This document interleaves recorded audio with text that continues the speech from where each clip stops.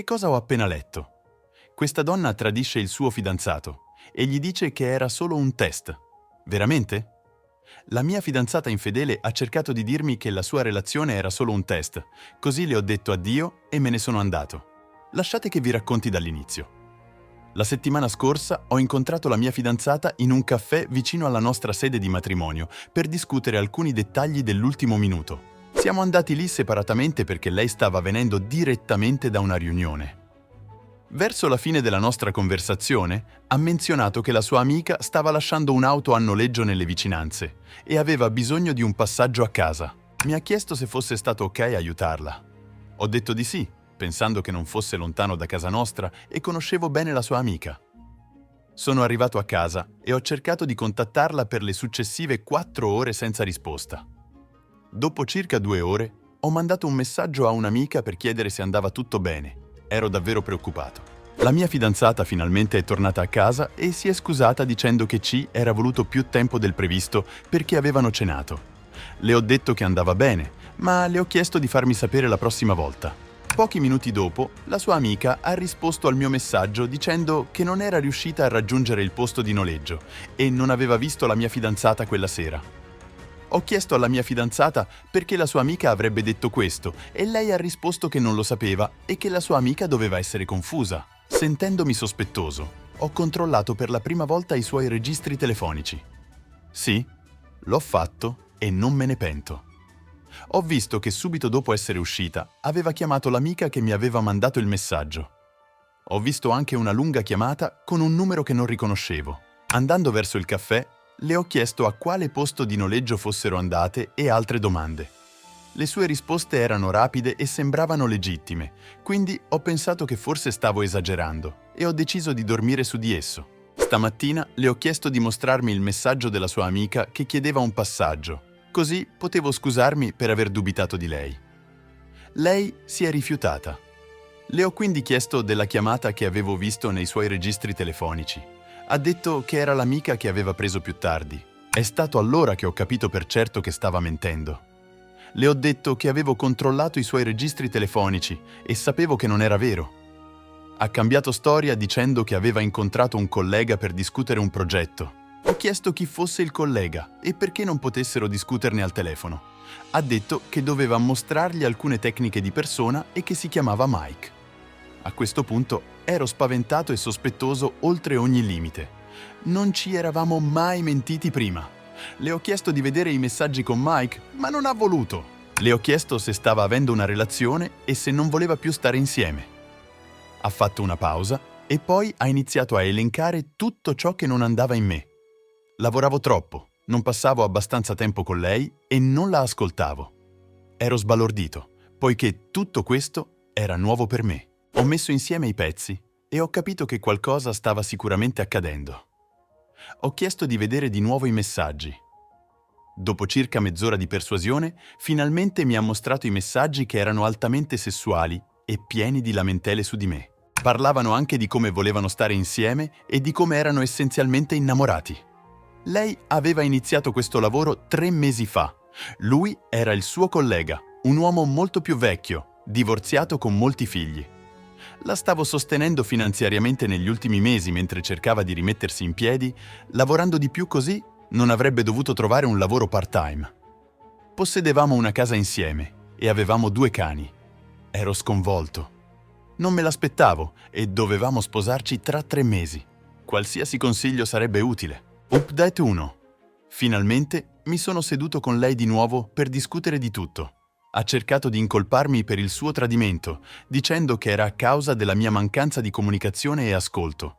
Ha affermato che non avrebbe iniziato a parlare con quest'uomo se fossi stato più attento.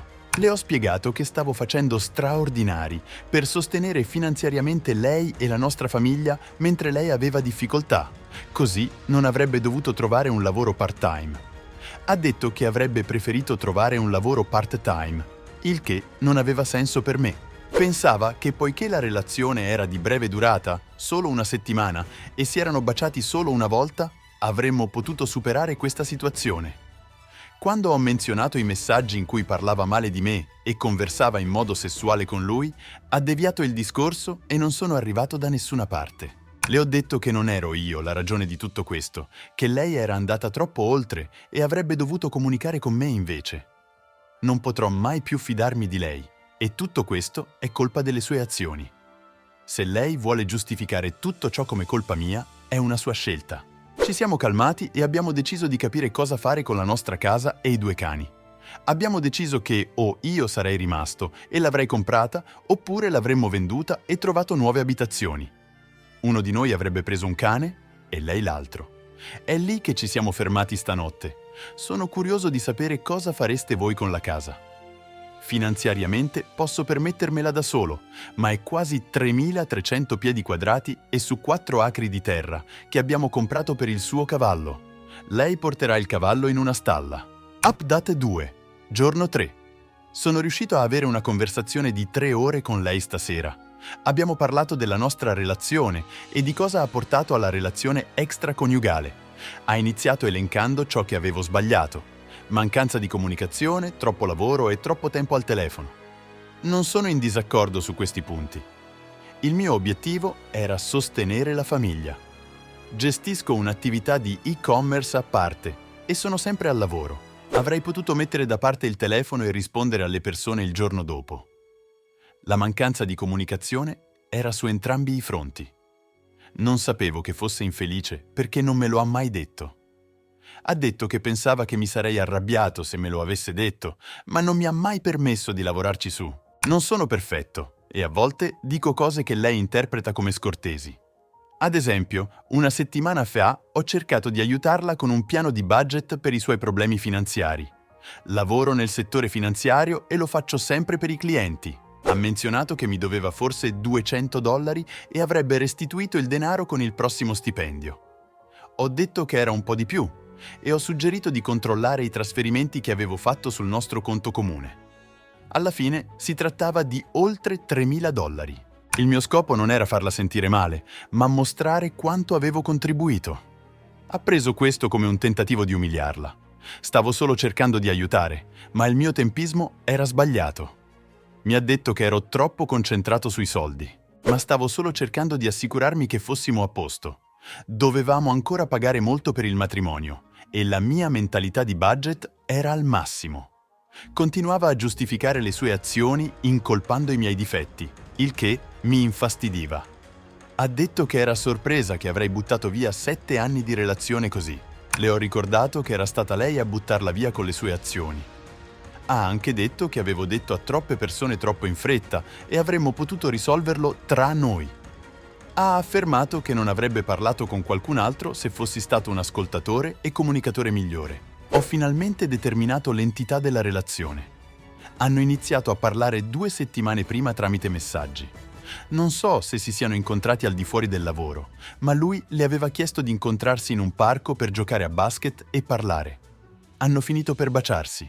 Non è andato oltre, ma sarebbe successo presto. Dice che non è il suo ragazzo. Se n'è andata stasera e non ho idea di dove sia. Probabilmente è con lui o con un'amica. È una situazione di convivenza imbarazzante, ma spero che si risolva presto. Penso che voglia tornare con me e cercare di riparare le cose. Il problema principale era una mancanza di comunicazione che è durata a lungo. Siamo entrati in una routine e abbiamo vissuto una vita noiosa e questo problema è cresciuto nel tempo. Lei ha agito invece di parlarmi e mi ha mentito in faccia. Ha parlato molto male di me alle mie spalle. Può essere molto subdola e non penso di potermi fidare di lei di nuovo. Sarebbe più facile tornare insieme, ma non penso che sarei mai veramente felice. Capire la causa principale mi ha aiutato a sentirmi meglio. Se non altro, mi permetterà di affrontare i miei problemi di comunicazione e vedere le cose da un'altra prospettiva. Ho iniziato ad andare in palestra oggi e manterrò una routine. Ho anche intenzione di riprendere a studiare per la mia certificazione come consulente finanziario. Ho preso una settimana di ferie dal lavoro per concentrarmi sulla mia salute mentale. Oggi ho chiamato il luogo del matrimonio e ho ufficialmente annullato la data. Abbiamo recuperato un po' di soldi, ma abbiamo perso un po' a meno che la data possa essere venduta a un'altra coppia, il che è improbabile. Ho parlato di nuovo con i suoi genitori per tenerli informati. Vivono lontano e sono preoccupati per la loro figlia. Li ho rassicurati che era tutto calmo e non dovevano preoccuparsi. Ho fatto alcune ricerche e con i tassi di interesse di oggi non troverò una casa comparabile per il mutuo che pago ora. A malapena riesco a trovare un appartamento a meno al giorno d'oggi. La mia migliore opzione è cercare di comprare la sua parte e farle trovare un appartamento. Sembra d'accordo al momento. Avremo un perito che valuterà il valore, determineremo quanto vale metà dell'equity e vedremo se è fattibile per me. Le mie domande per voi sono: questo cambia la vostra opinione sulla situazione? Sto gestendo tutto correttamente? Se no, cosa dovrei fare diversamente? Update 3. È passato quasi un mese da quando è successo tutto questo e vi devo un aggiornamento. È stato un mese molto impegnativo, emotivo ed evento pieno. Non mentirò, i primi giorni dopo che è successo ero un disastro. Ho cercato di tornare con questa persona infedele ed è imbarazzante ammetterlo, ma faceva parte del processo di andare avanti.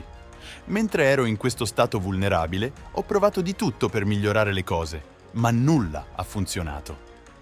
Mi è stato detto che doveva scegliere tra me e lui, e ha scelto lui. Penso che sia stato allora che mi sono svegliato e ho capito che avevo lasciato andare la mia autostima e avevo bisogno di concentrarmi su me stesso. È difficile concentrarsi sui propri bisogni dopo 7 anni di fare tutto per qualcun altro, ma è esattamente ciò che sto facendo. Ho trasferito i nostri conti di risparmio comuni sul mio conto corrente. Ho calcolato quanto mi doveva e ho trasferito metà del saldo di nuovo sul conto comune per lei. Da quando è successo, mi sono allenato ogni giorno. Mi fa sentire bene non solo migliorare il mio aspetto, ma anche mi aiuta a pensare chiaramente. Ho comprato nuovi vestiti, fatto un massaggio e uscito con amici e famiglia. Questa relazione mi aveva isolato dai miei amici e dalla mia famiglia, il che avrebbe dovuto essere un enorme campanello d'allarme. Non facevo mai nulla per me stesso. Comprare vestiti non era qualcosa che avrei fatto. Ero sempre preoccupato di provvedere alla mia compagna e ai nostri animali. Ho iniziato a vedere un terapista per la prima volta nella mia vita, ogni settimana. Mi aiuta a parlare delle cose e a prendere decisioni. Probabilmente continuerò a farlo anche dopo che questa situazione sarà risolta, solo per continuare a migliorare me stesso. Ora per le cose più grandi. Vivo ancora nella casa con la mia ex. Lei dorme nella stanza degli ospiti e siamo a un punto in cui l'unica comunicazione riguarda i cani. Lei è una persona terribile e non importa cosa dico, nella sua mente è colpa mia. Accusare qualcuno di essere un pessimo comunicatore e poi usare ciò come scusa per non comunicare i propri sentimenti e tradire è ipocrita e un facile espediente nella sua mente illusoria. Ho smesso di cercare di ragionare con lei perché era irragionevole. Ho continuato a far andare avanti le cose con la vendita della casa. Ho contattato un agente che è venuto e mi ha soddisfatto il prezzo di vendita proposto. Lei ha poi richiesto che contattassi altri 2 agenti e ottenessi le loro opinioni, uno dei quali raccomandato da un suo amico. Sì, ho fatto tutte le chiamate, organizzato tutti gli appuntamenti e incontrato queste persone. È sempre stato così il rapporto e, anche se non è giusto, sono disposto a fare qualsiasi cosa per uscire da qui. Dopo aver incontrato tutti e 3 gli agenti, siamo andati con il primo. Le foto sono state scattate sabato e la casa è stata messa in vendita domenica sera. È programmata un open house per sabato prossimo e le inserzioni stanno già ricevendo molta attenzione. Lei porterà il cavallo in una stalla da qualche parte e questo è da determinare. Ho parlato dei cani e ho offerto di prendere uno o nessuno. Ha detto che li avrebbe presi entrambi per tenerli insieme. Sono un gruppo felice e non voglio combattere per prenderne uno se ciò li separerà.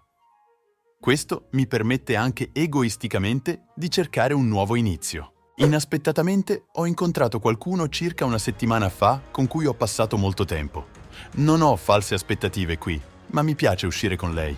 Ha passato una situazione simile e mi sta aiutando a superare tutto questo. È illuminante parlare con una donna gentile, premurosa e indipendente. Mi fa rendere conto di quanto fosse narcisista la mia ex, completamente egocentrica, dipendente e manipolatrice. Avrei dovuto ascoltare gli avvertimenti di famiglia e amici molto tempo fa. Sono caduto nella trappola di essere in una routine semplice. Non stavo godendo la vita, era solo una situazione facile. Bella casa con molta terra e ottimi animali. Non volevo agitare le acque, quindi ho continuato. Non te ne rendi conto fino a quando non fai un passo indietro e rifletti.